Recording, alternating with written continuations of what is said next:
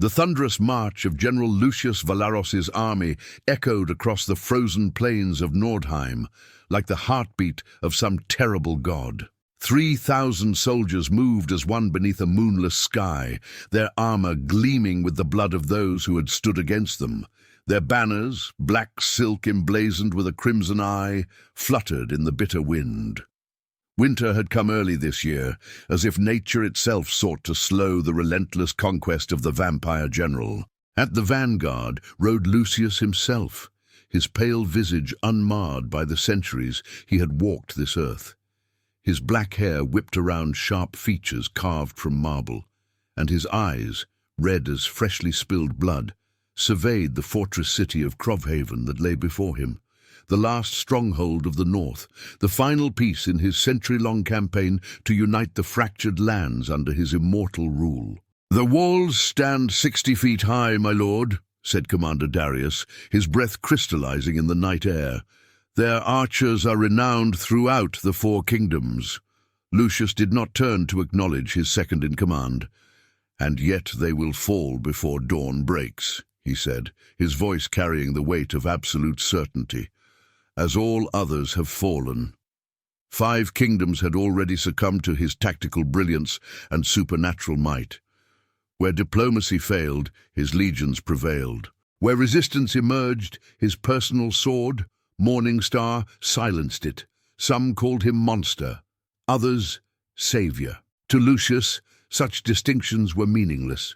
There was only power, and those too weak to seize it. "Prepare the Blood Battalion," he commanded. "I want the eastern gate breached within the hour." Darius hesitated, an unusual show of trepidation from the normally steadfast commander. "My lord, our scouts report that the city has taken in refugees from the southern villages, women and children primarily." A muscle tightened in Lucius's jaw. "Your point, Commander?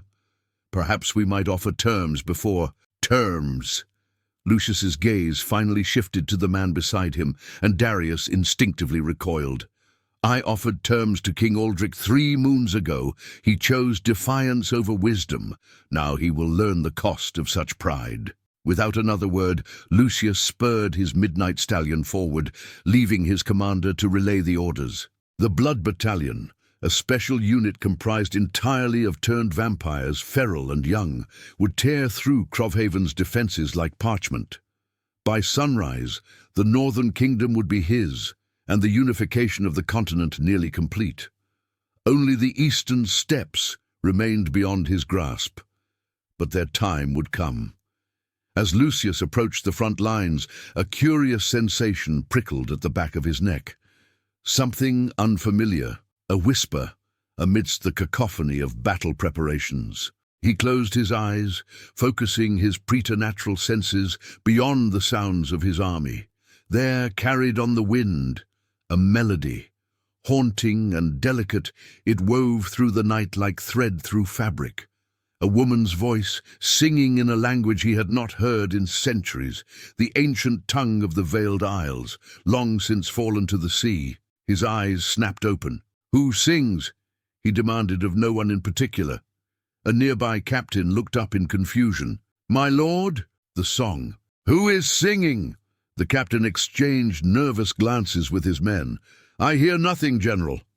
Impossible. Lucius could hear it clearly now, a lament for the fallen, a prayer for the living. The voice seemed to call to something buried deep within him, something he had thought long extinguished. "Proceed with the attack," he ordered, suddenly eager to be away from his men's questioning looks. "I will reconnoiter the western approach." Before anyone could object, Lucius guided his stallion away from the main force, following the spectral melody that seemed to exist only for him. It led him along the edge of a frozen river toward a small copse of gnarled trees that stood like sentinels against the night. As he approached, the singing grew louder, more distinct. He dismounted, hand resting on Morning Star's hilt, and moved silently between the skeletal trunks. In a small clearing, illuminated by a single oil lamp, he found the source of the haunting song.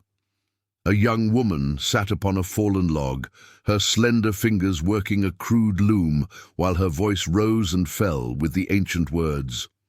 Her hair was the color of burnished copper, falling in wild waves around a face marked by hardship, yet untouched by bitterness. Around her neck was a thin iron collar, the mark of a slave. For a moment, Lucius stood transfixed. The woman seemed unaware of his presence, lost in the rhythm of her work and her song. In 3 centuries of existence, he had never encountered anything so strangely captivating. Then a twig snapped beneath his boot, and her song died abruptly. She looked up, green eyes widening as they fell upon him. Recognition dawned immediately, not of him specifically, but of what he was. The pallor of his skin, the unnatural stillness of his posture, the predatory gleam in his crimson eyes. Yet she did not scream, did not run. "Have you come to kill me, vampire?" she asked, her voice steady despite the fear that radiated from her like heat. Lucius found himself momentarily without words, a sensation so foreign it nearly disoriented him. "Your song," he finally said. "What is it?" She tilted her head slightly, studying him with unexpected boldness. "It is called The Binding of Souls, an old song from my homeland."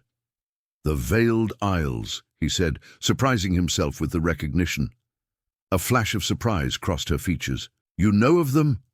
"Few remember my people now." "I am older than most," Lucius replied, stepping closer. The lamplight cast long shadows across his features. "Why do you sing in a dead tongue on the eve of battle? Do you not fear what morning will bring?" "I sing because it is all they cannot take from me," she answered simply, gesturing to the collar at her throat. "And I fear nothing more than what has already been done." Something stirred within Lucius. A recognition, perhaps, or a memory long buried beneath centuries of blood and conquest. Before he could examine the sensation, a horn blared in the distance. The attack had commenced without him. "Your army calls for their general," the slave woman said, her fingers resuming their work at the loom. "The mighty Lucius Valaros must lead them to another glorious slaughter." He stiffened. "You know who I am." "Everyone knows the vampire general who brings kingdoms to their knees." Her eyes met his, without flinching. "I wonder, though, if he remembers how to kneel himself." Anger flashed through him, hot and sudden. In a blur of movement, he crossed the clearing and seized her by the throat, lifting her from the log with one hand. The loom clattered to the frozen ground. "You speak boldly for one so easily broken," he hissed, feeling her pulse flutter beneath his fingers. Yet still, she did not cower. "If you meant to kill me," she whispered, "you would have done so already." The truth of her words struck him like a physical blow. Why had he not simply drained her and continued with his conquest? Why did her song affect him so? He released her abruptly, watching as she steadied herself against the log. "What is your name?" he demanded. She rubbed her throat, where his fingerprints stood out starkly against her pale skin. "Elysia," she answered, "though names mean little to slaves." "And who is your master?" "Until yesterday, a merchant from Crovhaven. Now, I suppose, whoever purchases me next." Her eyes hardened. "Unless your army kills us all first." Another horn sounded, more urgent this time. Lucius knew he should return, lead the final assault, claim the victory that would bring him one step closer to total domination. Yet he found himself rooted to the spot, caught in Elysia's unflinching gaze. "Come with me," he said suddenly, the words emerging before he could consider them. Elysia's expression revealed nothing. "To what end, General? Would you make me your pet, your blood servant? Perhaps a curiosity to display before your court of the damned?" "I don't know," he admitted, surprised by his own honesty. "But if you remain here, you will die, or be claimed by one of my soldiers come morning." She glanced down at the broken loom, then toward the distant city where the sounds of battle had begun to rise. "And if I refuse, then sing your song to the dead," Lucius replied coldly, turning away. "It matters not to me." He had taken 3 steps when her voice rose again, not in conversation but in song, the same melody as before, but somehow more powerful, more direct. The ancient words seemed to wrap around him like chains, halting his retreat. Against his will, Lucius turned back to face her. Elysia stood tall now, her posture transformed from subservient to commanding. The lamplight caught the copper in her hair, creating the illusion of a halo of fire around her head. "What magic is this?" he demanded, finding himself unable to move away. "Not magic," she replied between verses. "Truth. The song speaks to what remains of your soul, General. The part you've buried beneath centuries of blood and ambition."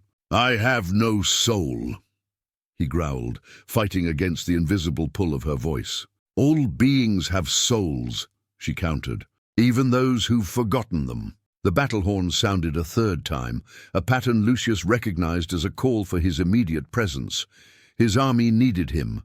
Victory awaited. And yet he remained transfixed by the slave girl's song, feeling it resonate within chambers of his being he had thought long sealed. With tremendous effort, he broke free of her voice's spell, staggering back a step. "Enough," he commanded. "I offer you protection, slave. Take it or die with the rest." Elysia's song faded, and she regarded him with an expression he could not decipher. "Very well, General. I will accompany you. Not as your slave, but under your protection." Relief washed through him, though he concealed it beneath a mask of indifference. "Come then, my army awaits." He led her back to his stallion, lifting her onto the saddle before mounting behind her. As they rode toward the battlefield, Lucius was acutely aware of her warmth against his cold chest, the rhythm of her heart, the scent of her blood beneath delicate skin. Hunger stirred within him, the eternal thirst that had driven him for centuries. Yet something stronger held it at bay. They crested a hill overlooking the siege. Crovhaven's eastern gate had already fallen, and the Blood Battalion was pouring into the city streets like a crimson flood. Screams echoed across the valley, mingling with the clash of steel and the roar of fires. "This is your protection?"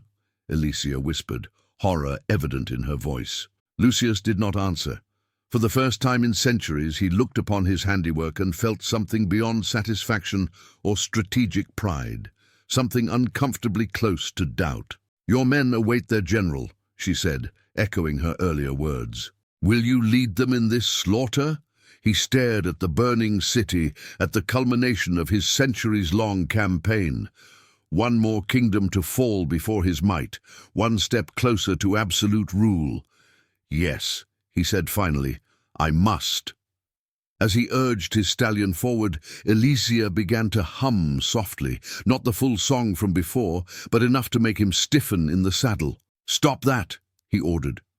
"I cannot," she replied simply. "Like your conquest, it is what I was born to do." They descended toward the chaos, the slave girls gentle humming a discordant counterpoint to the symphony of violence before them. Commander Darius spotted them and rode to meet his general, his expression shifting from relief to confusion at the sight of the copper-haired woman. "My lord, we've breached the outer defenses, but King Aldrich has barricaded himself in the central keep with his royal guard. They're putting up unexpected resistance." "Then break them," Lucius said coldly. "We're trying, but—" Darius hesitated, glancing at Elysia. "Speak freely, Commander." "The civilians, my lord.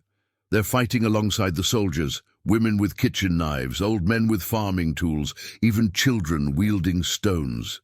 Darius looked troubled. "It's slowing our advance. The men grow uneasy about cutting them down." Lucius felt Elysia stiffen against him. Her humming had stopped. "These people choose death over surrender," he said firmly. "Grant them their wish. No quarter, no exceptions." "As you command," Darius replied, though doubt lingered in his eyes. He departed to relay the orders, leaving Lucius alone with Elysia once more. "And so the vampire general adds another kingdom to his collection," she said softly. "How many more must fall before you are satisfied?" "All of them," Lucius answered, guiding his stallion toward the burning city. "Until there is peace. Peace through bloodshed? Is that what you tell yourself as you butcher innocents? He tightened his grip on the reins. You understand nothing of the world's complexities. I understand that no one has ever made you kneel, she replied. Not to justice, not to mercy, not to your own buried humanity. As they entered Crovhaven through the shattered gate, Elysia's voice rose again, not in the gentle hum from before, but in the full, haunting melody of the binding of souls. It carried over the sounds of battle, drawing the attention of soldiers and citizens alike. Lucius tried to silence her, but found he could not bring himself to harm her. Her song penetrated the night like moonlight through darkness, reaching into places within him that had not seen light in centuries, and as they rode deeper into the conquered city, the impossible occurred. The mighty General Lucius Valaros, conqueror of kingdoms and scourge of the living, felt something within him begin to break, a hairline fracture in the armor he had spent lifetimes forging.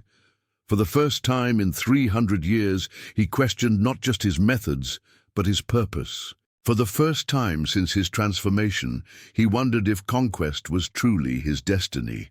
And in that moment of doubt, surrounded by the fruits of his bloody campaign, with a slave girl's ancient song piercing his very being, Lucius Valaros faced a threat greater than any army he had ever encountered. The possibility that he was wrong.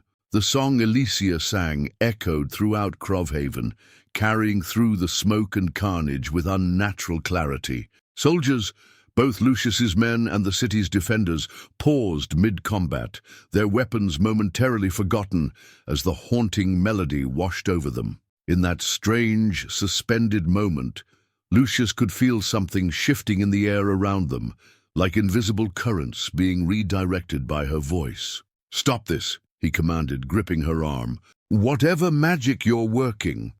"It is not magic that troubles you, General," she replied between verses, "but memory." Before he could respond, Commander Darius appeared from a side street, his armor splattered with fresh blood. The commander's eyes widened at the sight of Elysia singing atop the general's own mount. "My lord," Darius called, his voice cutting through the momentary stillness. "The king's guard have rallied at the central keep. Our blood battalion grows unstable. They need direction." The spell of the moment broke.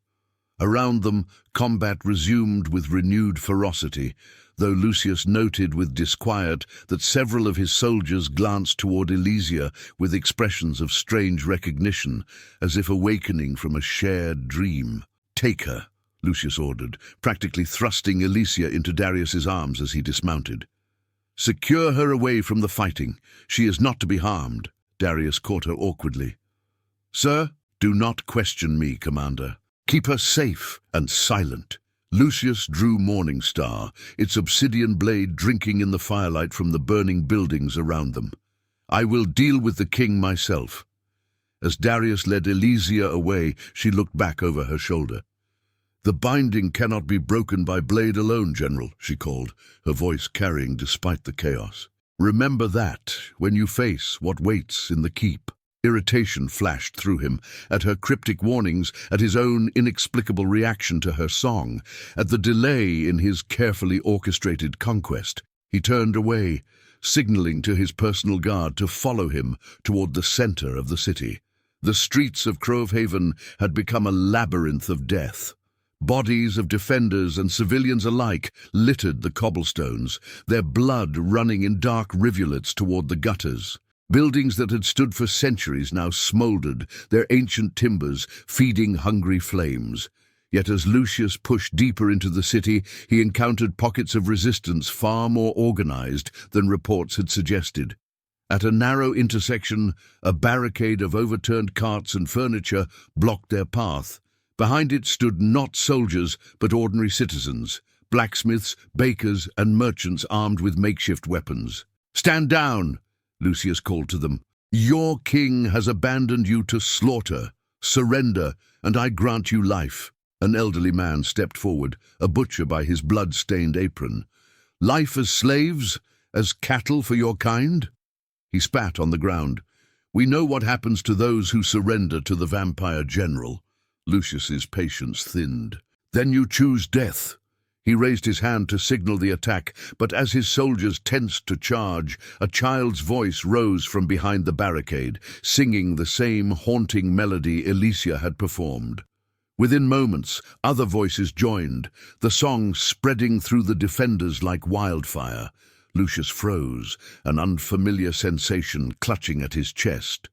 His soldiers exchanged uneasy glances, their resolve visibly wavering. "How do they know this song?"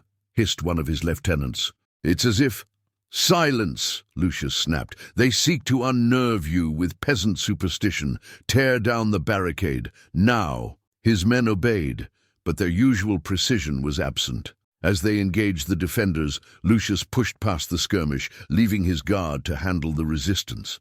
The central keep beckoned, the final objective, where King Aldric awaited. Nothing else mattered. Yet, as he navigated the burning city alone, Alicia's words echoed in his mind. The binding cannot be broken by blade alone. What binding? What did she know of his purpose here? The central plaza opened before him, dominated by the imposing granite walls of the royal keep. Bodies of his blood battalion littered the ground. A surprising sight. These turned vampires were nearly unstoppable in battle, their feral strength overwhelming most defenses. Yet here they lay, truly dead, wooden stakes protruding from their chests. In the center of the plaza stood a lone figure, armored in silver-chased plate mail that gleamed in the firelight. A great axe rested casually across his shoulders, its edge notched from heavy use.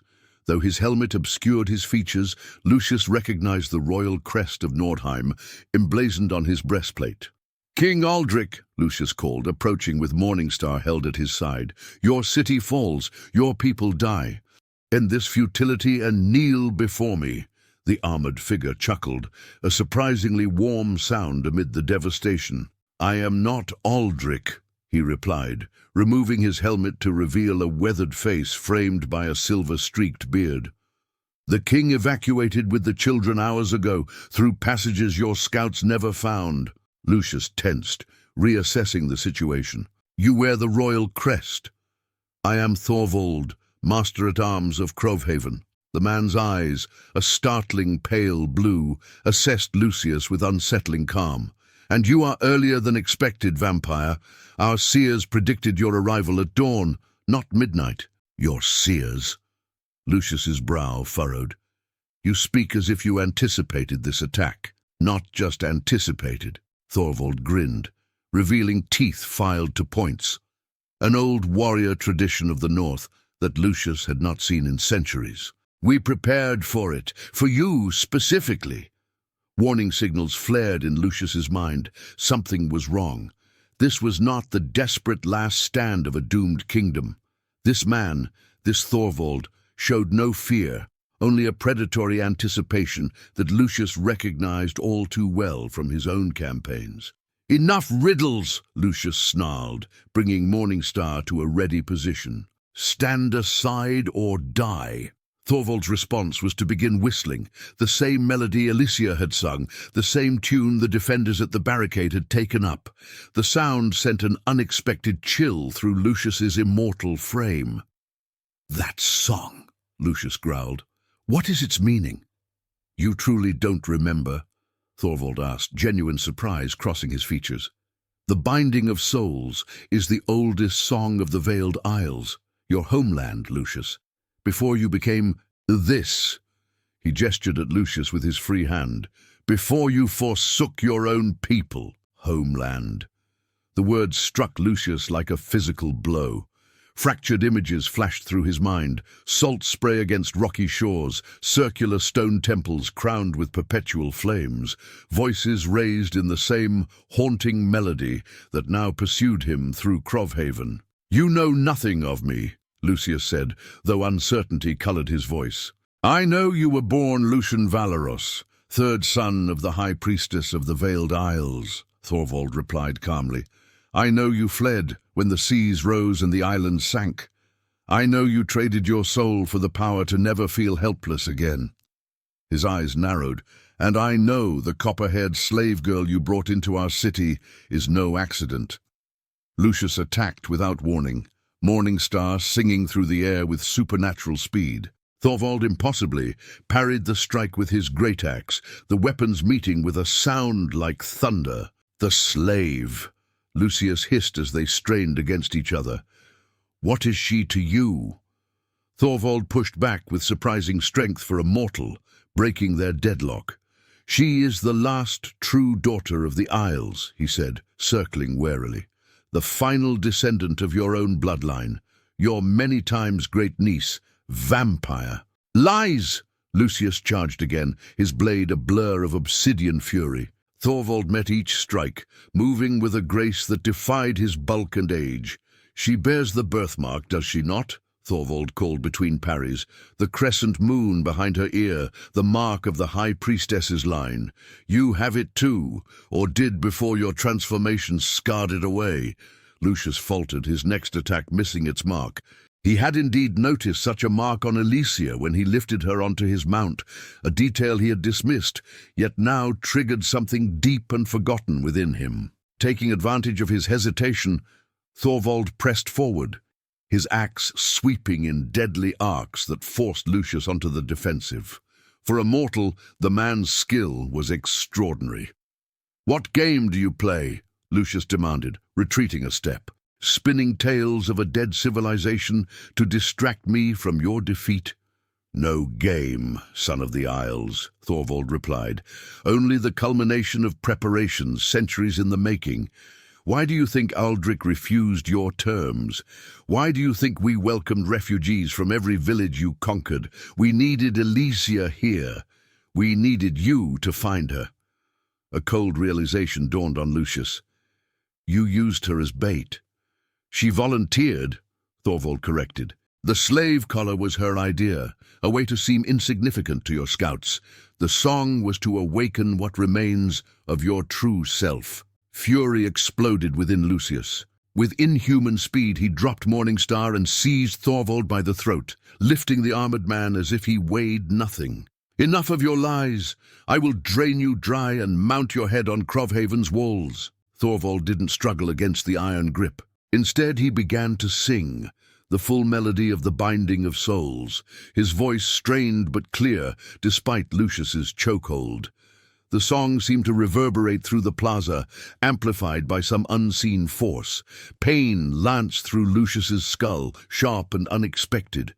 Images flooded his mind, not just fragments this time, but complete memories.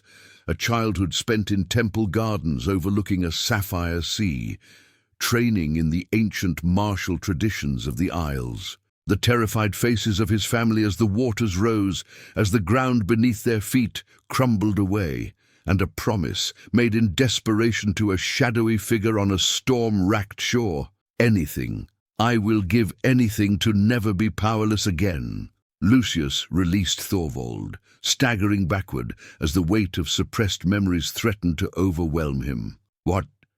What have you done to me?" he gasped. Thorvald rubbed his throat, retrieving his fallen axe. "Not I," he said hoarsely. "The song removes the glamour that has blinded you for centuries, the spell that made you forget who you were before the darkness took you." "No!" Lucius shook his head, trying to dispel the unwanted memories. "I am General Lucius Valaros, conqueror of the 5 kingdoms, future ruler of all." "You are a puppet," Thorvald interrupted, "dancing on strings, pulled by powers you've forgotten you serve." Before Lucius could respond, a commotion at the edge of the plaza drew their attention. Commander Darius emerged from a side street, dragging a struggling Alicia with him. "My lord," Darius called, his expression frantic, "something is happening to our forces. They're turning on each other, abandoning their posts. Some are simply walking away." He thrust Alicia forward. "It's her doing, this witch and her damned song." Alicia stumbled but maintained her dignity, straightening to face Lucius. Blood trickled from a cut on her cheek, evidence that Darius had not obeyed the command to leave her unharmed. "You struck her," Lucius said, his voice dangerously soft. Darius faltered. "She was using some kind of magic, my lord. I had to." In a movement too swift for mortal eyes to track, Lucius crossed the plaza and seized Darius by the throat, lifting him as he had Thorvald moments before. Unlike with the master-at-arms, however, no hesitation stayed his hand. With a single savage motion, he tore out the commander's throat, casting the body aside like discarded refuse. Blood sprayed across Elysia's face, yet she did not flinch. She regarded Lucius with the same steady gaze that had first captivated him in the forest clearing. "You killed your most loyal officer," she observed, "to protect a slave you met hours ago." Lucius stared at his blood-soaked hand, momentarily confused by his own actions. "He disobeyed my direct order," he said, but the justification rang hollow even to his own ears. "He touched what remains of your soul," Thorvald said, approaching cautiously. "The part that remembers who Elysia is to you. Blood recognizes blood, even across centuries." Lucius turned his crimson gaze to Elysia. "Show me," he demanded, "the mark they claim we share." Without hesitation, she brushed her copper hair aside, revealing a crescent-shaped birthmark behind her right ear, precisely as Thorvald had described. The sight of it triggered another cascade of memories. His sister bearing the same mark, his mother before her, generations of women in his family line, carrying this symbol of their connection to powers beyond mortal understanding. "It proves nothing," Lucius insisted, though uncertainty had crept into his voice. "A coincidence, nothing more. Then explain why your army falters," Thorvald challenged, "why your vampires break their bonds at the sound of her song, why you yourself cannot bear to see her harmed." Distant shouts and the clash of weapons had indeed diminished across the city. An unnatural quiet was settling over Crovhaven, not the silence of complete victory, but something more discordant. Something wrong.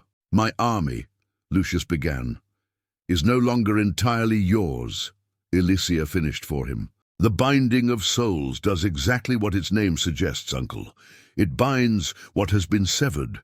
It reminds those who have forgotten where their true loyalties lie." "I have no loyalty but to myself," Lucius snarled, though the declaration lacked its usual conviction. "Not you," she said gently. "Those you've turned, the vampires in your blood battalion. Many were taken from the Veiled Isles before its fall, your first soldiers, the foundation of your army. They've been under a compulsion even stronger than the one that clouds your memory." As if summoned by her words, figures began to emerge at the edges of the plaza. Pale-skinned warriors with blood-red eyes, their black armor marking them as members of Lucius's elite vampire forces. Yet they made no move to attack Thorvald or protect their general. They simply formed a silent ring around the plaza, watching. "What is the meaning of this?" Lucius demanded of the nearest vampire, a lieutenant named Cassius, who had served him for 2 centuries.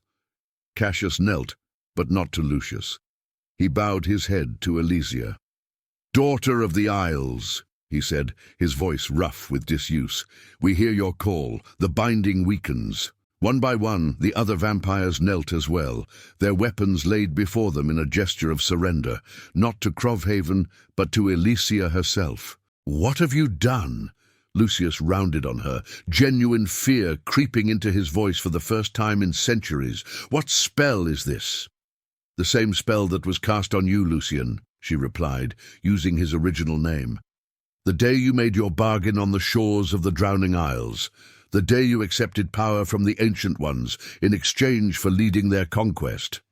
"I made my own choices," Lucius roared. "I built my army, planned each campaign, spilled blood with my own hands." "Yes," Thorvald interjected, "but to what purpose? Do you even remember why you began this conquest? What ultimate goal drives you to unite the kingdoms under your rule?" Lucius opened his mouth to answer, then froze. The question echoed in the sudden emptiness of his mind. Why had he spent centuries conquering? What was the purpose behind his meticulous campaigns, his relentless expansion? He could not remember. "There was a reason," he muttered, more to himself than to them. "A greater purpose, something I needed to achieve." Not your purpose, Alicia said softly. Theirs. The ancient ones who granted your transformation did not do so out of charity, uncle. They needed a general, a conqueror who could unite the fractured kingdoms into a single empire, weakened by war, primed for their return. Return? The word felt strangely significant, triggering another flash of buried memory.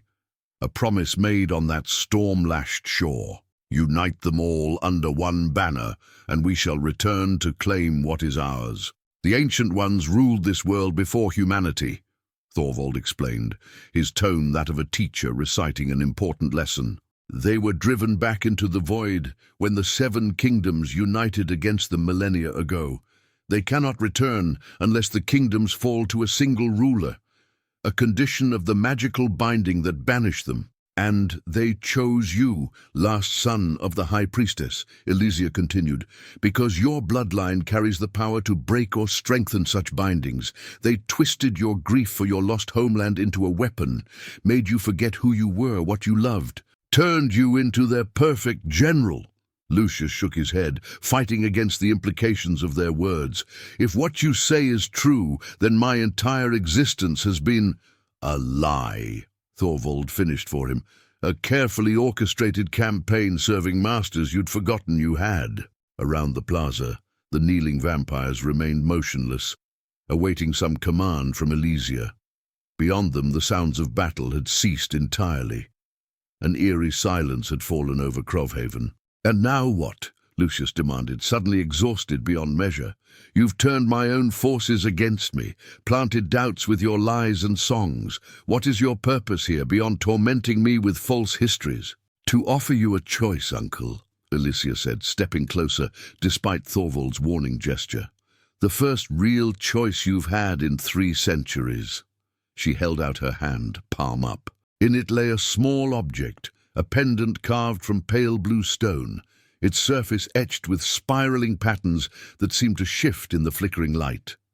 This is Isle Jade, she explained. The last piece salvaged from the High Temple before the waters claimed it. It contains the memories of our people, including yours, from before your transformation. Touch it and remember everything. Know the truth of what you were and what you've become. Lucius stared at the pendant, an inexplicable dread filling him. And if I refuse, then continue your conquest, she replied simply. Lead what remains of your army against the eastern steppes. Complete the Ancient One's plan, bring about their return and the end of humanity's dominion. You offer me knowledge or power, Lucius said, understanding dawning. Truth or conquest. I offer you freedom, Elysia corrected. The freedom to choose with unclouded eyes. For a long moment, Lucius stood motionless, caught between centuries of purpose and the yawning void of uncertainty. Everything he had built, every campaign he had meticulously planned, every kingdom he had brought to heel, all potentially in service to entities he could not recall agreeing to serve. How do I know this isn't some elaborate trap? He asked finally. A ploy to neutralize me so your king can retake his city. You don't, Thorvald admitted. Faith requires a step into darkness, General, something your masters ensured you'd forget how to do. Elysia remained silent, the pendant still offered in her outstretched palm. Around them, the kneeling vampires watched with identical expressions of tense anticipation. With a decisive movement, Lucius reached for the Isle Jade pendant. His fingers closed around the cool stone, and for a heartbeat, nothing happened. Then the world exploded into blue light. Memories crashed through the barriers in his mind like a tidal wave breaching a dam. His childhood in the temples of the Veiled Isles, his training in both martial and spiritual disciplines, the love of his family, the richness of a culture now lost beneath the waves. He remembered the catastrophic rising of the sea, the desperate evacuation, the lives lost as their island home crumbled piece by piece into the hungry depths. And he remembered what came after, wandering the mainland shoreline, mad with grief and survivor's guilt. The storm that had brought him face to face with them, their whispered promises, their insidious bargain. As the flood of memories began to ebb, one final image asserted itself. A copper-haired child, barely 5 years old, whom he had personally escorted to safety before returning to the doomed islands to help with the evacuation. His sister's daughter, Alicia's ancestor. The continuation of a bloodline he had sworn to protect, then forgotten entirely. The blue light faded. Lucius found himself on his knees in the plaza, tears of blood streaking his pale cheeks. Before him, Alicia waited patiently, her green eyes so like his sister's, watching him with cautious hope. "I remember," he whispered, his voice raw with emotion. "All of it. What I was. What they made me do." He looked up at her, 3 centuries of suppressed humanity surfacing in his expression. "What happens now?" Before Alicia could answer, the ground beneath them trembled. A fissure appeared in the cobblestones, snaking across the plaza like a living thing. From deep below came a sound, not quite a voice, not quite a roar, that vibrated in their bones rather than their ears. Thorvald paled. "They know," he said urgently. "The Ancient Ones sense the breaking of their spell. They'll try to reassert control." The fissure widened, and from it rose a column of darkness deeper than the night sky, a blackness that seemed to devour the light around it. Within that darkness, shapes moved, twisted, reached with appendages that defied natural geometry. "Uncle," Alicia's voice cut through Lucius's horror, anchoring him to the present. "The binding goes both ways. You can sever their influence completely, but the price—" "I know the price," he interrupted, rising to his feet. 3 centuries of tactical genius hadn't vanished with the return of his memories. He could see the pattern now, understand what needed to be done.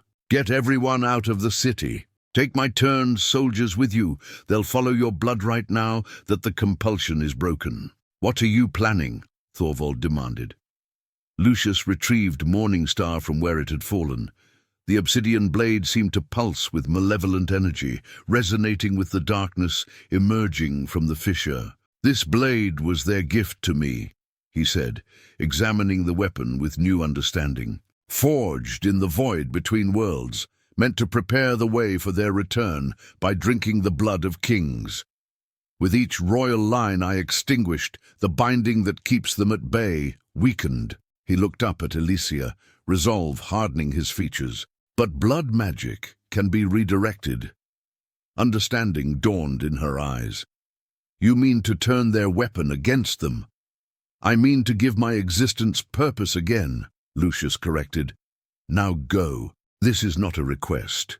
Thorvald hesitated, then nodded sharply. "The passages beneath the keep will lead beyond the city walls. We'll evacuate as many as we can." He fixed Lucius with a penetrating stare. "Make it count, son of the Isles." As Thorvald organized the retreat, Alicia approached Lucius one last time. Without warning, she embraced him, a gesture that would have been unthinkable hours before. Lucius stiffened, then cautiously returned the embrace, feeling the warmth of her humanity against his cold flesh.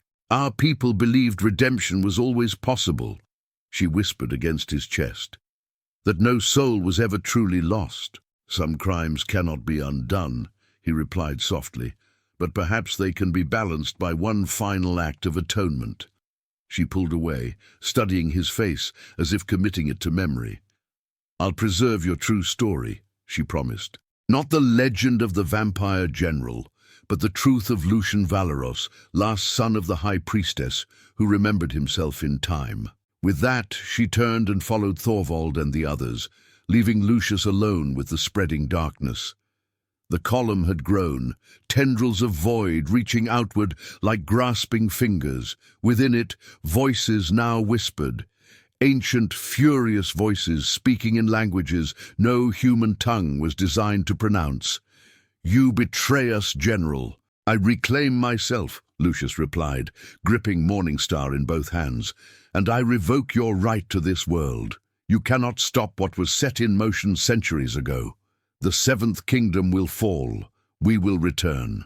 "Perhaps," Lucius conceded, approaching the edge of the fissure. But not through me, not today. With deliberate precision, he drew Morningstar across his own throat. Immortal blood, powerful, ancient, and carrying the last true magic of the Veiled Isles, spilled down the obsidian blade and dripped into the darkness below. The reaction was immediate and catastrophic. The column of void contorted, the whispers becoming screeches of rage and pain. The fissure began to close, not gently but violently, the edges slamming together with enough force to shake the foundations of Crovhaven. Lucius dropped to his knees, strength fading as his blood continued to flow. The wound would not close. Morningstar's magic ensured that his sacrifice would be complete. As darkness crept into the edges of his vision, Lucius looked up at the night sky. For the first time in centuries, he saw not just tactical advantages or the passage of time, but beauty. Stars scattered across the velvet darkness like diamonds on black silk. The same stars that had guided his people across the seas in ages past. "I remember," he whispered to the empty plaza as the last of his strength ebbed away. "I remember everything now." Miles away, at the edge of a forest beyond Crovhaven's walls, Elysia felt the moment her uncle's existence ended. The Isle Jade pendant in her hand grew warm, then crumbled to dust, its purpose fulfilled. "Is it done?" Thorvald asked, watching as the evacuees from the city gathered in the clearing. "One chapter ends," Elysia replied, letting the dust slip through her fingers. "But the Ancient Ones will not abandon their plans so easily. They will seek another general, another conqueror." Around them, the vampires who had once formed Lucius's blood battalion stood in silent ranks, awaiting direction from their new leader, the last daughter of the High Priestess's line. "What now?" one of them asked. Cassius, the lieutenant who had been the first to kneel to her in the plaza. Elysia looked back at the distant glow of Crovhaven. The city still stood, though fires continued to burn within its walls. Beyond it lay the 6 kingdoms that Lucius had already conquered, now thrown into chaos without their vampire overlord. And beyond them, the Eastern Steppes, the final piece in a cosmic game whose true stakes they were only beginning to understand. "Now," she said, her voice carrying the authority of her bloodline, "we prepare for war of a different kind. The Ancient Ones will return. Not today, perhaps not for decades. But they will come, and when they do, humanity must stand united in truth, not conquered in deception." Thorvald nodded grimly. "And who will lead this preparation?" "King Aldrich, the fractured remains of the royal courts." Elysia turned to face the assembled vampires, over 100 immortal warriors, now freed from their magical compulsion, their original loyalties restored by her song. "We will," she declared, her voice ringing with certainty, "the last children of the Veiled Isles. The guardians of a truth too dangerous to forget again." She touched the crescent birthmark behind her ear. "My uncle remembered himself too late to save his soul, but perhaps in time to save our world." As dawn broke over the horizon, casting long shadows through the trees, Elysia began to sing once more. Not the binding of souls this time, but a different ancient melody, a song of remembrance, of preparation, of war to come. And around her, the last army of the Veiled Isles listened, their immortal faces set with new purpose as the first light of a changed world washed over them. In Crovhaven's central plaza, Lucius Valaros's body crumbled to ash in the morning sun, Morningstar clutched in his hands, even in death. But beneath the city, in the darkness where the fissure had closed, something stirred, wounded but not destroyed, delayed but not defeated. The Ancient Ones had lost their general, but their patience was older than humanity itself. They could wait. The Isle Jade dust drifted through Elysia's fingers, glittering briefly in the dawn light before disappearing into the forest soil. 3 days had passed since Crovhaven's fall and her uncle's sacrifice. 3 days of organizing survivors, establishing a makeshift camp, and attempting to understand the extent of what they now faced. "They're growing restless," Cassius said, approaching silently from behind. The lieutenant had quickly become her most trusted advisor among the turned vampires, his military experience invaluable despite his newfound freedom from the Ancient One's compulsion. Elysia didn't need to ask who they were. Nearly 200 vampires now occupied the forest camp, their natural predatory instincts battling against their restored memories and loyalties. Hunger was becoming a problem. "And the humans fear them," she acknowledged. "I can hardly blame either side." Their encampment had divided almost naturally, humans clustering at the northern edge, vampires at the southern. Thorvald and a handful of Crovhaven's surviving warriors served as an uneasy buffer between the groups. Only Elysia moved freely between them, respected by both, but fully belonging to neither. "We cannot remain here much longer," Cassius said. "Supplies dwindle, and your song's effect, while powerful, is not permanent. Some of the younger turned ones struggle with urges." Elysia nodded, the weight of leadership settling more heavily on her shoulders. "Has there been word from King Aldrich?" "None. If he reached the mountain sanctuaries with the children, he's keeping his location secret, even from us." "Wise of him," Elysia admitted. A sudden commotion from the human side of the camp drew their attention. Voices raised in alarm, followed by the unmistakable sound of weapons being drawn. Elysia and Cassius exchanged a glance before hurrying toward the disturbance. They found Thorvald standing between a group of agitated Crovhaven citizens and three figures who were clearly not from their group. A woman and two men, all wearing the distinctive indigo robes of the Eastern Steppes. The woman, tall and straight-backed despite her apparent age, carried an ornate staff, topped with a crystalline orb that pulsed with soft blue light. "We mean no harm," the woman was saying, her accent thick but her words clear. "We seek the one who sings the old songs, the last daughter." Thorvald spotted Elysia approaching and gestured for her to stay back, but the woman's keen eyes had already found her. Recognition sparked in her weathered features. "The birthmark," she murmured, then surprised everyone by dropping to one knee, her companions quickly following suit. "Blood of the High Priestess, we have searched for you since the tremors began." "Tremors?" Elysia asked, motioning for Thorvald to stand down. "The magical disruption when the Ancient One's conduit was severed," the woman explained, rising slowly. "It rippled across all planes of existence. Our seers felt it immediately." Her eyes narrowed slightly. "As did others." Cassius moved protectively closer to Elysia. "Who are you?" "I am Sariah Voss, first seer of the Eastern Steppes," the woman replied. "These are my apprentices, Kel and Janus. We bring warning and an invitation." "The Eastern Steppes have remained isolated for generations," Thorvald said suspiciously. "What changes now?" Sariah's expression darkened. "Everything changes now. The barriers weaken. The general is gone, but the campaign continues." She turned to Elysia. "You've bought time, not victory. Already they seek a new vessel." A chill ran down Elysia's spine. "How do you know all this?" Instead of answering directly, Sariah reached into her robes and withdrew a smooth stone tablet no larger than her palm. Its surface was covered in spiraling glyphs that looked disturbingly similar to those on the Isle Jade pendant. "The Veiled Isles were not the only civilization to preserve knowledge of the Ancient Ones," she said, holding out the tablet. "Our people were once your people's closest allies, before the waters rose and the connections were severed." Elysia took the tablet carefully. The moment her fingers touched its surface, the glyphs began to glow with the same soft blue light as Sariah's staff. Images formed in her mind, vast libraries carved into mountain faces, chambers where blue fire burned perpetually in stone basins, row upon row of tablets similar to the one she now held.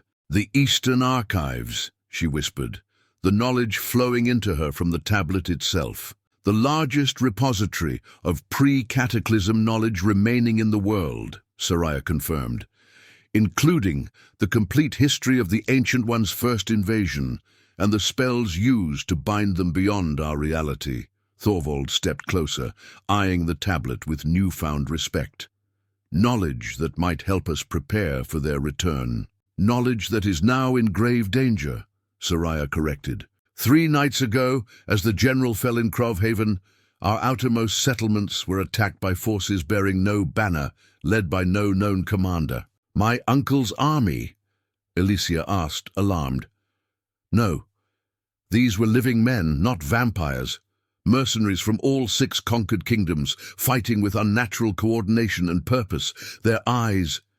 Soraya shuddered slightly. Their eyes were wrong. Possessed, Cassius said grimly. The Ancient Ones work quickly. They advance toward the Central Archives even now, Soraya continued. Our defensive forces can slow them, but without proper preparation the Archives will fall. That cannot happen. The knowledge they contain is our only hope of strengthening the binding ritual before the Ancient Ones break through completely. Alicia looked around at the makeshift camp, at the exhausted human survivors, at the vampires fighting their predatory nature, at the fragile alliance held together primarily by shared trauma and her bloodline's influence. They were hardly an army ready to march to the defense of distant archives. Yet what choice did they have? How long do we have? She asked. Days, perhaps, Soraya answered. The journey to the archives takes a week on foot, but... Her eyes shifted to Cassius and the other vampires. Your immortal allies could move much faster, especially carrying human passengers. The implications were clear and unsettling. Vampires carrying humans through the night, holding their potential prey in their arms for hours. The risk of bloodlust overwhelming restored loyalty was substantial. That would require extraordinary trust on both sides, Thorvald observed, voicing what everyone was thinking. Yes, Soraya agreed, and there lies the first test. The Ancient Ones thrive on division, between kingdoms, between races, between the living and the undead. Unity is what they fear most. Alicia felt all eyes turn to her, awaiting her decision. The burden of leadership had never felt heavier. She closed her eyes briefly, gathering her thoughts, and felt a strange warmth against her palm where she still held the tablet. When she opened her eyes, her resolve had hardened. We leave tonight. Thorvald, select 30 of your strongest warriors, those who can fight after a grueling journey. Cassius, I need your 30 most controlled veterans, those least likely to be overcome by bloodlust. And the rest? Cassius asked. The remaining vampires should scatter across the 6 kingdoms, seeking out resistance movements and potential allies. The humans will head north to the mountain sanctuaries, hopefully to find King Aldrich and reinforce his position. She turned to Soraya. Will you guide us to the archives? The seer nodded. That is why we came. As the camp burst into activity preparing for the evening departure, Alicia drew Thorvald aside. I need you to remain with the human refugees, she told him, raising a hand to forestall his inevitable protest. They trust you, and you know the northern routes. Get them to safety, then rally whatever forces Aldrich has managed to gather. Thorvald's weathered face creased with concern. You're splitting our already limited forces. I'm ensuring we have a fallback position if the archives are already lost, she corrected, and keeping our eggs out of one vulnerable basket. After a moment, the old warrior nodded grudgingly. Your uncle would approve of the strategy, at least. His eyes softened slightly. He was a brilliant tactician, even before... before. I wish I had known him, Alicia said quietly. The real him, not just the monster he became. Thorvald's hand came to rest briefly on her shoulder. In the end, he remembered who he was. You get such a chance at redemption. As twilight approached, the selected teams assembled at the edge of the camp. The atmosphere was tense, human warriors standing stiffly beside the vampires who would carry them through the night. Partners had been carefully assigned, matching the most trustworthy vampires with the least prejudiced humans, but suspicion ran deep on both sides. Elysia observed them from a small rise, Soraya at her side and Cassius slightly behind. The seer's apprentices were already paired with 2 veteran vampires who had once been scholars before their turning. They may kill each other before we reach the steps, Cassius murmured. Then we must give them something stronger than their differences, Alicia replied. Taking a deep breath, she descended to address the assembled teams. I know what I ask of you tonight, she began, her voice carrying clearly in the still evening air. Trust where suspicion has ruled for centuries. Cooperation where there has been only conquest. I ask vampires to hold human lives in their hands without yielding to hunger. I ask humans to place their lives in the hands of those they've been taught to fear. She paused, noting the shifting expressions: doubt, resolve, fear, determination. The ancient ones count on our divisions, she continued. They manipulated my uncle for centuries, using him to weaken the kingdoms in preparation for their return. Now they move again, seeking the knowledge that could prevent their conquest. We cannot, will not allow this.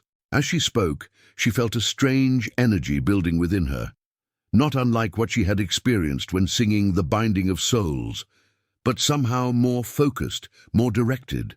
The crescent birthmark behind her ear grew warm. Tonight, we begin writing a new chapter, not as conqueror and conquered, not as predator and prey, but as allies against an enemy that would devour us all. Without conscious intention, she began to sing, not The Binding of Souls this time, but another ancient melody that rose from deep within her memories, though she could not recall ever learning it. The Song of Unity her mind supplied, though she had never heard the name before. The effect was immediate and startling. The tablet in her hand pulsed in rhythm with her song, its blue light expanding outward in concentric circles. Where the light touched the assembled warriors, both vampire and human, a visible change occurred. Tensions eased, postures straightened, expressions cleared of doubt. Soraya watched with undisguised awe. The High Priestess's gift manifests in you, she whispered, stronger than we dared hope. As Elysia's song reached its crescendo, something unprecedented occurred. The vampires, creatures who had known only bloodlust and violence for centuries, began to join the melody, their voices creating an eerie, beautiful harmony with her own. Then, hesitantly at first, the human warriors added their voices as well. For a brief, transcendent moment, there was no division between them, only the song, only unity of purpose. When the final notes faded, the air itself seemed charged with possibility. Human warriors approached their vampire counterparts without fear, and arrangements for the journey were made with newfound efficiency and cooperation. That was unexpected, Cassius said, looking slightly shaken. It won't last, Soraya cautioned. The song creates temporary harmony, but true trust must be earned through actions. Still, she added with a small smile, it's a beginning. As full darkness fell, the departure commenced. Vampires lifted their human partners with surprising gentleness, and within moments the night air filled with the sound of their passage. A rushing wind, a supernatural speed carried them eastward toward the distant steppes. Elysia found herself lifted in Cassius's arms, Soraya similarly carried by a female vampire lieutenant named Vessa. The sensation of moving at such speed was both terrifying and exhilarating.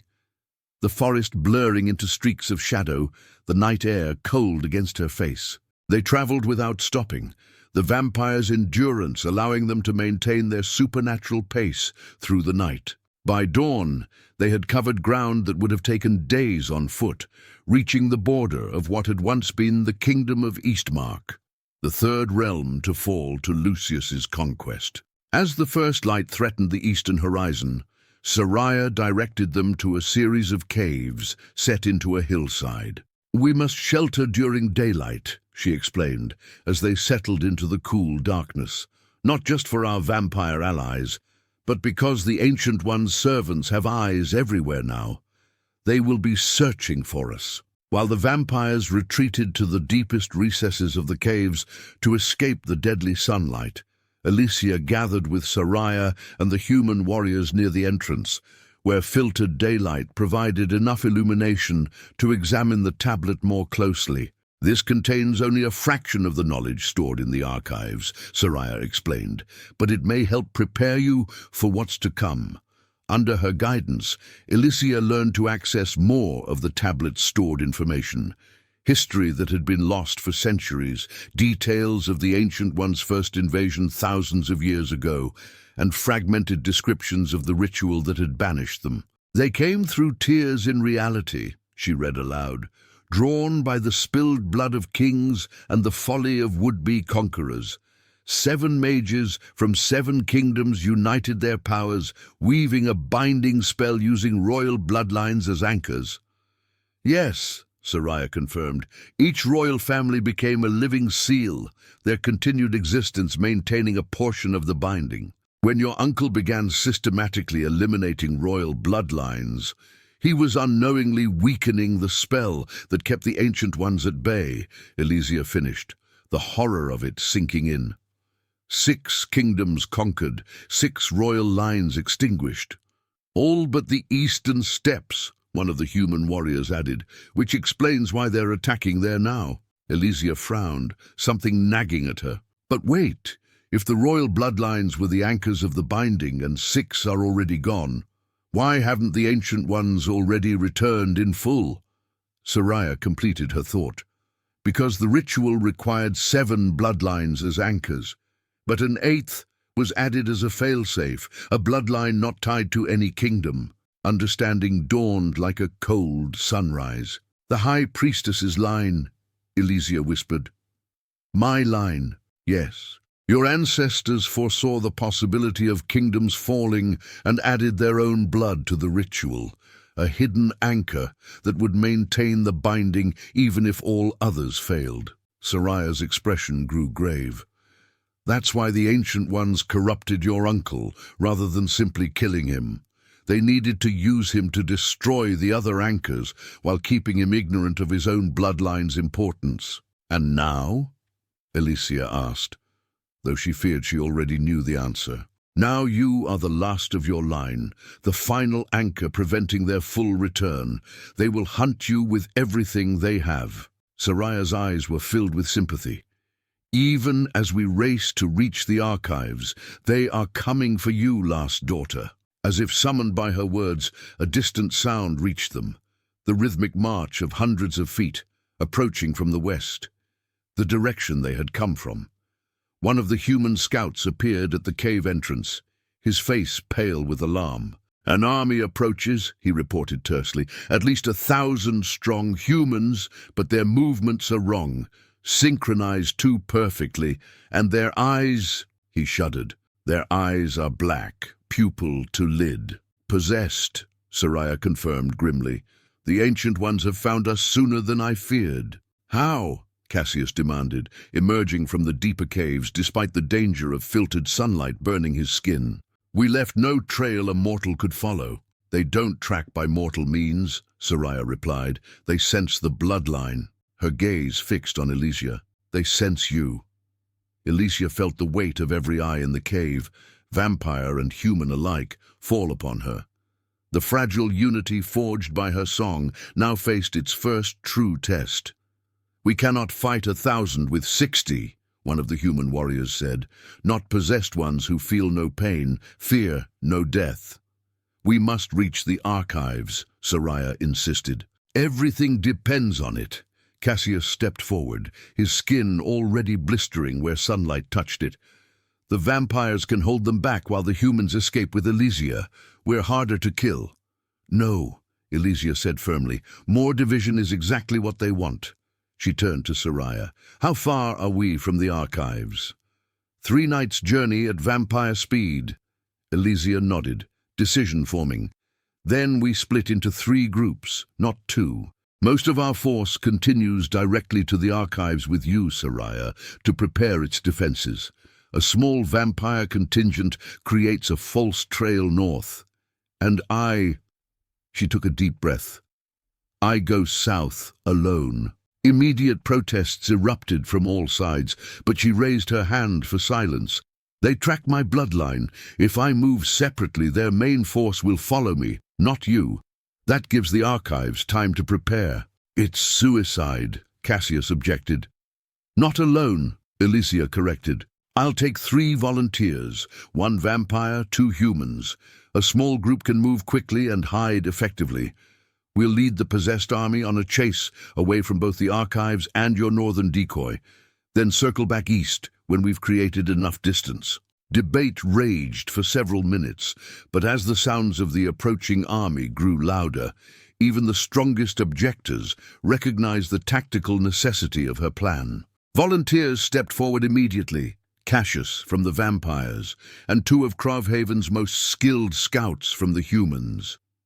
As the larger group prepared to depart with Soraya through a network of caves that would shield the vampires from sunlight, the seer pressed the tablet firmly into Elysia's hands. This must reach the archives, she instructed, with or without you. The knowledge it contains is essential to strengthening the binding ritual. Elysia nodded, securing the tablet inside her tunic. We'll find a way. Saria studied her face for a moment, then reached into her robes and withdrew a small vial of shimmering blue liquid. Distilled iljade, she explained, extremely rare and powerful. If you face capture, break this. It will temporarily boost your bloodline's power, enough for one final song. A last resort, Elysia understood, tucking the vial alongside the tablet. The very last, Soraya confirmed grimly. It will burn through your mortal frame in minutes. With hasty farewells, the main group disappeared deeper into the cave system, heading east toward the archives by a route that would protect their vampire allies from the sun. The small northern decoy team departed immediately after, 3 vampires racing into the daylight, wrapped in thick cloaks, deliberately leaving an obvious trail. Left alone with Cassius and her 2 human companions, brothers named Thorn and Ellis, Elysia faced her most daunting challenge yet. Beyond the cave entrance, the possessed army grew ever closer, their unnatural synchronization audible in the perfect rhythm of their march. South, then, she said, trying to project confidence she didn't entirely feel. Through the forest of whispers, where even possessed eyes may lose our trail. Cassius nodded, pulling his cloak tighter against the burning daylight they would soon face. I can manage the sun for short periods, he assured her, enough to get us to better cover. Thorn, the elder of the brothers, checked his bow and quiver. The forest has dangers of its own, he warned. Not all of them natural. Still safer than what pursues us, Ellis added, adjusting the short sword strapped to his back. Elysia touched the tablet through her tunic, feeling its subtle warmth against her skin. Then her fingers found the vial of distilled iljade, her weapon of last resort. The weight of responsibility had never felt heavier, yet strangely she felt more focused than ever before. Ready yourselves, she said, moving toward the cave entrance. Through the opening, she could now see the front ranks of the approaching army, human bodies moving with inhuman precision, their eyes solid black voids in expressionless faces. At their center, riding a pale horse, was a figure in armor that seemed to absorb light rather than reflect it. Their commander, Cassius murmured, coming to stand beside her despite the sunlight making his exposed skin smoke slightly. Do you recognize him? Elysia stared at the distant rider, feeling a chill run through her that had nothing to do with fear. No, she whispered, but I think he's wearing my uncle's armor. The dark rider advanced at the head of the possessed army, Lucius's obsidian armor absorbing the morning light like a void.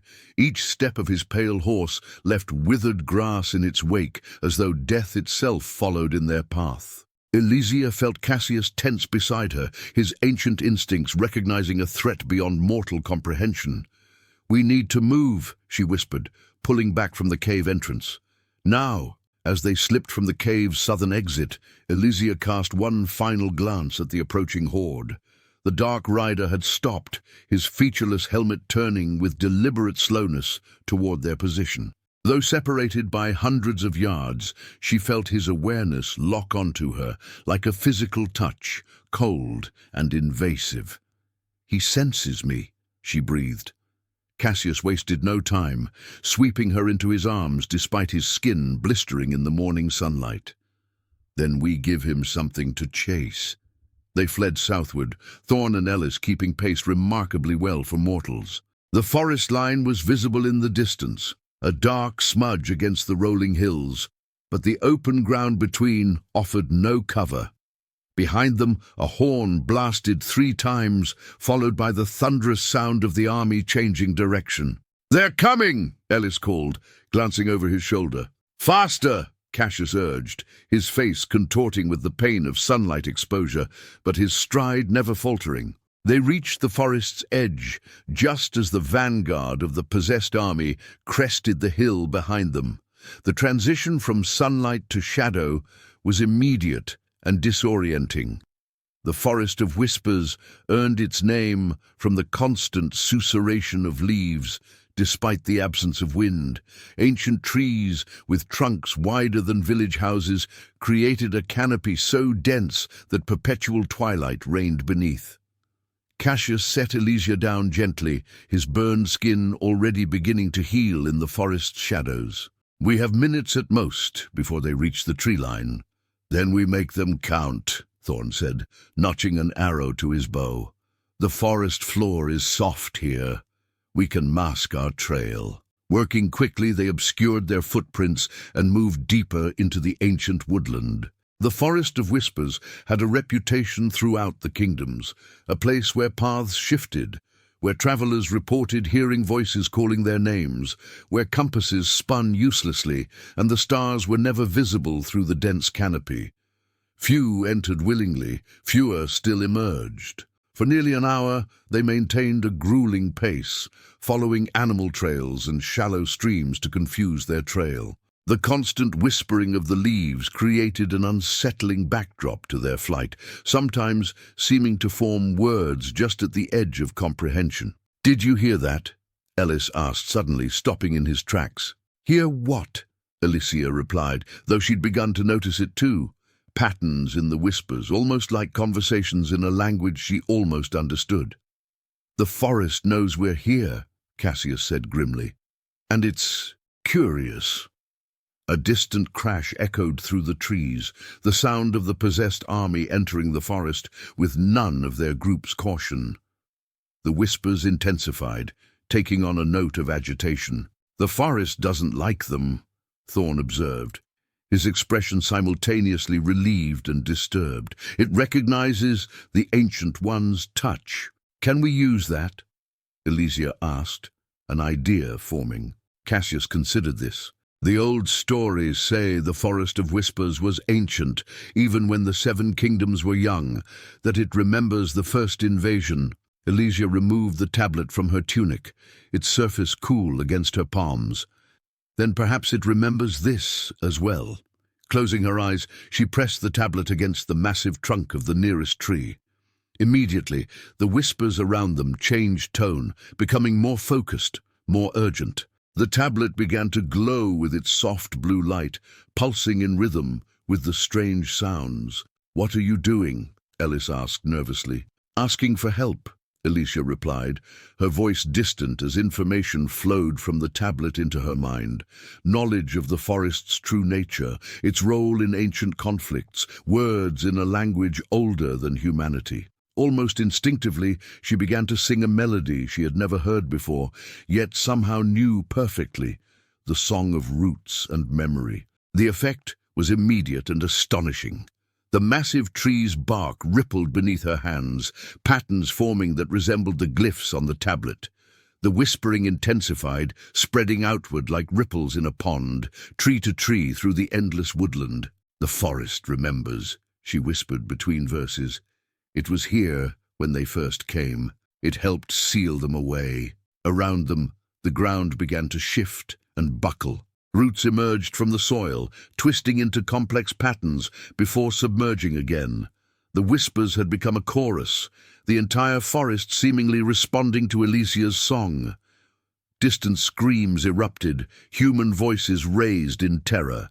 The possessed army had encountered the forest's awakened defenses. "It won't hold them forever," Cassius warned, "especially not their commander. We need to keep moving." Reluctantly, Elysia ended her song and placed the tablet back within her tunic.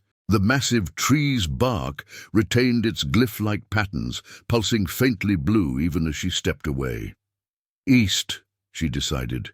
We've drawn them far enough south. Now we make for the archives. They traveled through the day, the forest's twilight providing safe passage for Cassius, while its awakened awareness helped guide their path. Occasionally they heard distant sounds of conflict, the possessed army fighting against animated roots and branches, ancient trees that uprooted themselves to block paths, sudden sinkholes that opened beneath marching feet. Yet always they felt the Dark Rider's presence behind them, inexorable as death itself, cutting through the forest's defenses with terrible efficiency. By nightfall they had covered significant ground, but exhaustion weighed heavily on Thorn and Ellis. Finding a hollow created by the massive roots of a fallen giant, they established a makeshift camp. Cassius required no rest, standing guard while the humans took turns sleeping. During her watch, Elysia removed the tablet again, studying its glowing surface by the faint illumination it provided. More knowledge revealed itself, diagrams of the binding ritual, details of the Ancient One's weaknesses, histories of conflicts long forgotten by human records. "What do you see?" Cassius asked softly, crouching beside her. "The truth," she replied. "The Ancient Ones aren't gods or demons. They're parasites, entities that feed on consciousness itself. They can't exist in our reality without hosts." "Like the possessed army." "Yes, but those are just fragments, splinters of their true selves reaching through. For full manifestation, they need a perfect vessel." Her finger traced a particular glyph on the tablet. "A being of power who invites them willingly." "Your uncle," Cassius realized. He was to be their final vessel, a vampire of royal blood, powerful enough to contain their essence, who had spent centuries unknowingly preparing the way by eliminating the binding anchors. Elysia's expression darkened.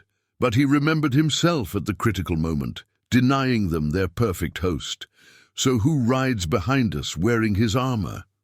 "A substitute," she whispered, "powerful but imperfect. They're desperate now, rushing what should have been centuries of careful preparation." A sudden silence fell over the forest, the constant whispers ceasing so abruptly that the absence felt like a physical pressure. Thorn and Ellis awoke instantly, hands reaching for weapons. "They're coming!" Cassius warned, his heightened senses detecting what the humans could not. "Directly for us. No deviation, no hesitation." "How?" Ellis demanded. "We've left no trail." "They don't need one anymore," Elysia realized with growing horror. "The tablet, it's connected to the archives. They're sensing its energy." She secured it within her tunic again, but the damage was done. "We can't outrun them," Thorn said grimly. "Not with him leading them." Elysia felt the weight of the vial of distilled Iljard against her chest, her weapon of last resort. "Then we change the game," she decided. "Ellis, Thorn, continue east. Take the tablet to the archives. Cassius and I will create a diversion." Immediate protests arose, but she silenced them with a raised hand. "My bloodline is what they truly want. The tablet is what they must not have.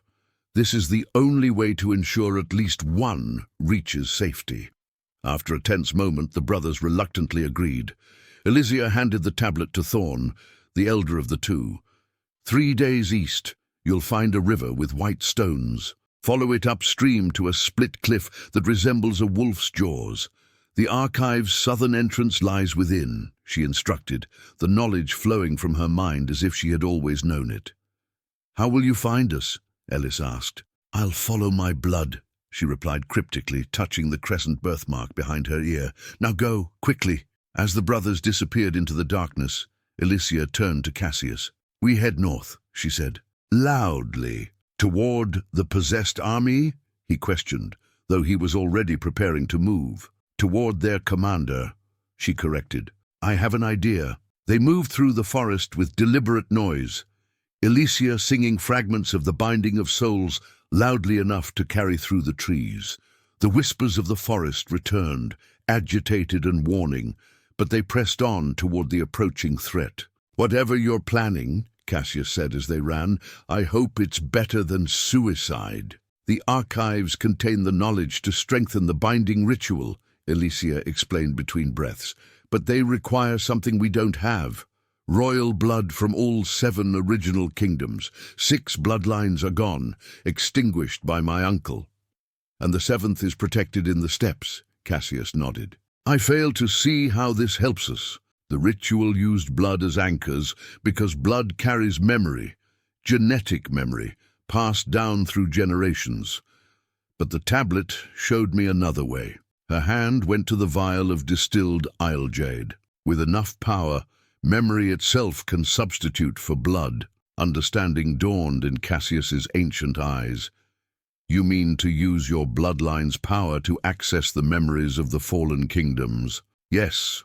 But to do that, I need to be close to someone who has witnessed their fall, someone who carries those memories fresh in their mind." "The Dark Rider," Cassius whispered, "the one wearing your uncle's armor." "Exactly." Before Cassius could object further, they emerged into a small clearing and found themselves face to face with the object of their search. The Dark Rider sat atop his pale horse, waiting as if he had known precisely where they would appear. Behind him, the possessed army had formed a perfect semicircle, black eyes gleaming in the darkness. The rider's helmet turned toward Elysia, and though no face was visible within its depths, she felt his focus like a physical weight. When he spoke, his voice was a layered thing, multiple tones speaking in unison. "Last daughter," the voices acknowledged, "we have been seeking you." "I know," Elysia replied, surprised by the steadiness of her own voice. "Just as I've been seeking you." The Dark Rider dismounted with fluid grace, each movement unnaturally smooth. Up close, she could see that Lucius's obsidian armor had changed, veins of some black liquid pulsing through it like a circulatory system. "You carry something that belongs to us," the voices said. "I carry nothing but the memory of my bloodline," Elysia answered, "which apparently concerns you greatly." The rider approached, and Cassius moved protectively in front of Elysia. With a casual gesture, the rider sent him flying backward into a tree with enough force to splinter the ancient trunk. "Memory," the voices mused, now just steps away from Elysia. "Yes, the general's memories proved problematic, but yours will serve us well when we take your form as our vessel." "My uncle denied you," Elysia said, fighting to maintain her composure. "His memories returned. A temporary setback. This form," he gestured to himself, "is merely transitional, imperfect. You will provide us something better, the last pure blood of the Isles." Elysia felt the vial of isle jade warm against her skin, responding to her accelerating heartbeat. "You seem very confident for entities that have been defeated before." The Dark Rider's helmet tilted slightly. "Defeated? We were merely delayed. And now, with 6 anchors broken and the 7th soon to fall, nothing remains to bind us." "Nothing except me," Elysia said, her hand slipping inside her tunic to grasp the vial. "Not for much longer." The rider reached for her, armored fingers extending toward her face. In that moment, Elysia made her move. She crushed the vial in her hand, feeling the distilled isle jade burn into her palm like liquid fire. Immediately, power surged through her veins, raw, ancient power that felt simultaneously foreign and intimately familiar. Her birthmark blazed with blue light, matching the glow that now emanated from her eyes. The song of unity rose to her lips, but transformed by the isle jade's power into something more primal, more commanding. The Dark Rider faltered, his outstretched hand freezing inches from her face. "What is this?" the voices demanded, a note of alarm entering their layered tones. Elysia didn't answer with words. Instead, she seized the rider's wrist, completing the connection she had sought. Through the isle jade's power and her bloodline's gift, she plunged into the consciousness behind the armor, not to attack, but to access. Memories flooded her mind, not just the rider's, but those he had absorbed. She saw through her uncle's eyes as he conquered kingdom after kingdom, She witnessed royal bloodlines ending beneath morning stars' obsidian edge. She experienced centuries of manipulation, of subtle corruption, of a noble soul twisted to serve entities it had forgotten how to fear. Most importantly, she accessed what she had come for, the blood memories of 6 royal houses preserved in the moment of their extinction. The Dark Rider screamed with multiple voices, trying to pull away, but Elysia held fast. The Isle Jade fire spread from her veins into his armor, blue light chasing away the pulsing black veins.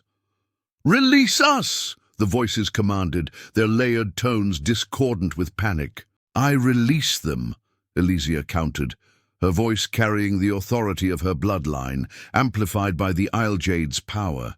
"The memories you thought lost, the bindings you thought broken." She began to sing again. Not one song, but 7, each in a different royal tongue, each calling to the blood memories she had reclaimed.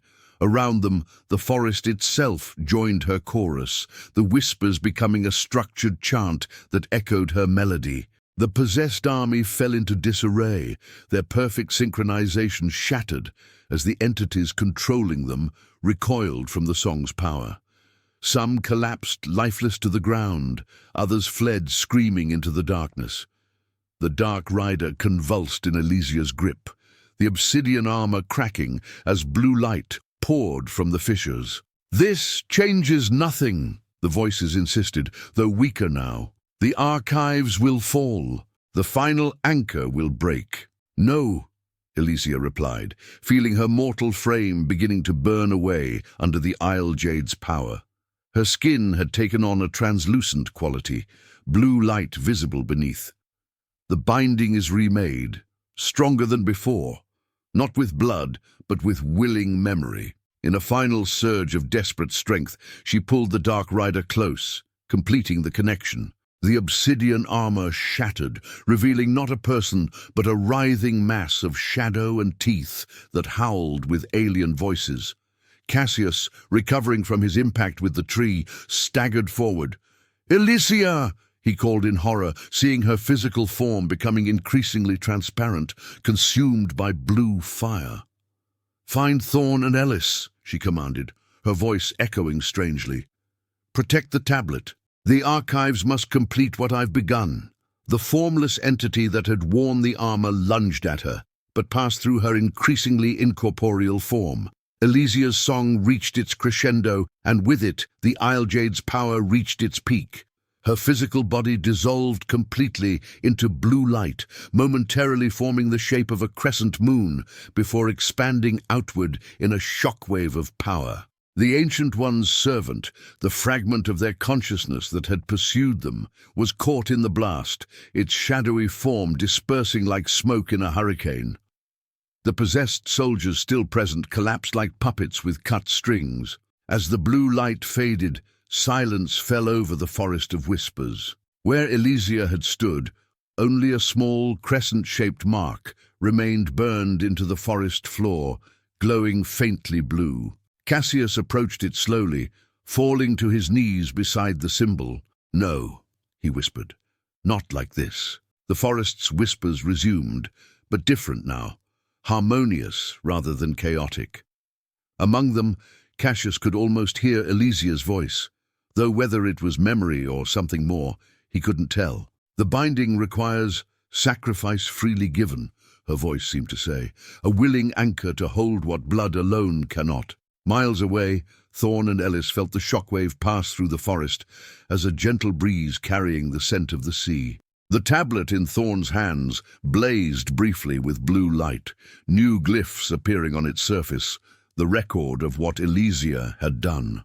At the Eastern Archives, Saria and her apprentices looked up from their preparations as every Isle Jade artifact in the vast repository simultaneously illuminated, casting the ancient halls in soft blue light. "She did it," Saria whispered, both awed and grieved.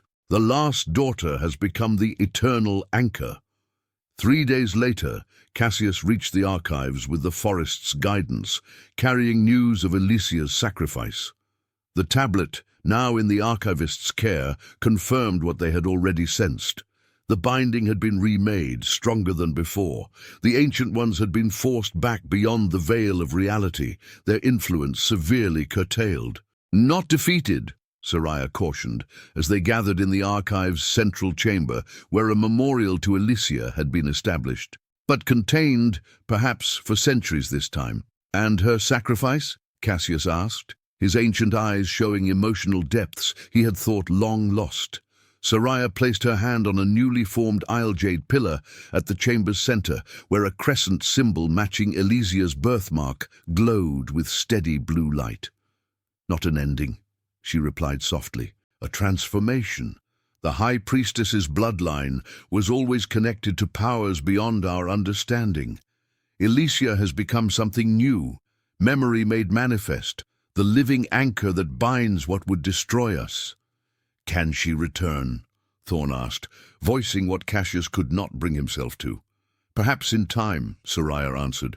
"The tablets speak of cycles, of returns, of boundaries that thin at appointed hours." In the Forest of Whispers, the crescent mark where Elysia had stood continued to glow, pulsing gently like a heartbeat. Around it, new growth had already begun, pale blue flowers unlike any seen before, their petals translucent and luminous in darkness. And sometimes, when the wind moved just so through the ancient trees, those who listened closely might hear a familiar melody, the binding of souls, sung in a voice that bridged worlds, reminding both the living and the undead that some connections transcend even death. For Elysia, last daughter of the Veiled Isles, had become something the Ancient Ones had never anticipated, not just a final bloodline to be extinguished, but a willing guardian whose sacrifice transformed the very nature of the binding they sought to break. Not blood, but memory, not force, but choice, not ending, but transformation. The copper-haired slave girl, who had caught a vampire general's attention with her song, had remade the world's defenses with her final breath. And somewhere, beyond the veil between realities, her uncle stood guard with her, redemption and sacrifice united at last.